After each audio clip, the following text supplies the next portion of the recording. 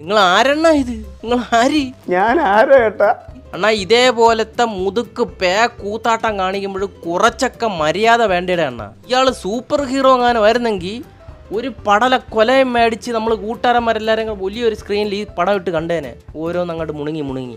ഇതിൽ സത്യം പറഞ്ഞാൽ ഇങ്ങേരു സാധാ മനുഷ്യൻ.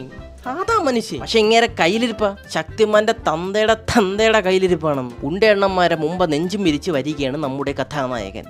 അണ്ണന്മാരെ അപ്പം തന്നെ വലയെടുത്ത് അങ്ങ് മൂടും. വലയിട്ട് മൂടുമ്പോൾ അണ്ണ അങ്ങ് വെപ്ര കളിക്കും. അന്നേരം എന്ത് രേട്ടെന്ന് പറഞ്ഞു യോ ഒന്നും പറഞ്ഞു ഇങ്ങനെ നിൽക്കുമ്പോഴത്തേക്കും ദൈവം കൽപ്പിക്കുകയാണ്, അതാ നിൽക്കുന്നു നെട്ടുപര്യനായിട്ടൊരു കുറ്റി അവിടെ ഇരിക്കട്ടെ എന്ന് പറഞ്ഞു. നേരെ മുട്ടിലെഴഞ്ഞ് പോയി കുറ്റിയിലൊരൊറ്റ ചവിട്ട് സടകുടഞ്ഞ സിംഗത്തിനെ പോലെ എണീറ്റ് 2 കൂടയേകം. വലയും മാങ്ങാതൊലിയൊക്കെ 265 കഷ്ണങ്ങളായിട്ട് ചിതറി ഓടി നടക്കുമെന്ന്. നിരന്തരം ആക്സോ ബ്ലേഡിനുണ്ടായത് ഈ വലയെല്ലാം കൂടെ ഇങ്ങനെ മുറിഞ്ഞു പോയി. അതിനുശേഷം കയറിലൊരു പിടിക്കുമ്പോഴത്തേക്കും പാട്ടും കൂട്ടുമൊക്കെ ഏറി പറന്ന് ചെതറുന്നു. എന്തോന്നൂടെ ഇതൊക്കെ? കുറച്ച് ഇങ്ങനെ പറയുമ്പോൾ എനിക്ക് സഹിക്കണില്ല.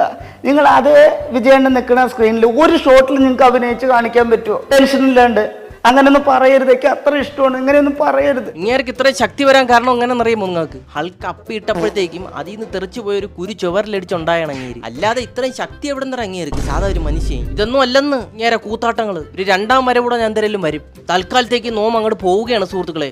ശരിയെന്നാ.